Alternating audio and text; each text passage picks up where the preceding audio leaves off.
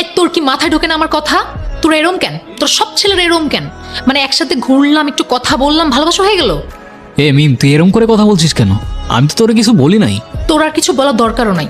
তোর মতো ছেলেদের আমার খুব ভালো করে চেনা আছে। আরে আজব, আমি কি করছি? আরে এভাবে চলে যাচ্ছিস কেন? কথা শেষ করে যা। আমার আর কথা নাই কোনো তোর সাথে। আচ্ছা ঠিক আছে, সব বাদ দে, ফ্রেন্ডশিপটা ভাঙিস না অ্যাটলিস্ট। ফ্রেন্ডশিপ থাকুক, কিন্তু আগের মতো আমার সাথে আর কথা বলিস না। অযথা আমার ইমোশনস বেড়ে যাবে। হ্যাঁ, তো ইমোশনস বাড়লে সমস্যা কোথায়? জানতে পারবি কোনো একদিন।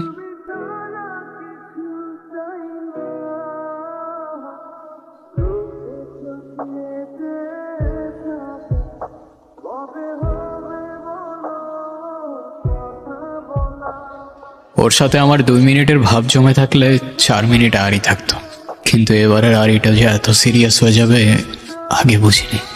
সত্যি বলতে সেদিন আমি কষ্ট পাইনি, বুঝতেই পারিনি আমার সাথে কি হচ্ছিল আর কেন হচ্ছিল। আমি ঠিক জানতাম ও আমায় ভালোবাসে, ওর চোখ দেখলেই বোঝা যেত, কিন্তু এরপর থেকে সারা জীবন ও আমায় অ্যাভয়েড করেছে। কেন জানি না। আর কষ্টটা ওই একটা জিনিস নেই, আমি আজও জানতে পারিনি ইমোশনস বাড়লে সমস্যা কোথায়। হয়তো আবারও দেখা হবে আপনাদের সাথে অচেনা শহরের কোনো এক স্টেশনে। যদি আমার প্রশ্নের উত্তরটা পেয়ে যাই সেদিন জানিয়ে দেব।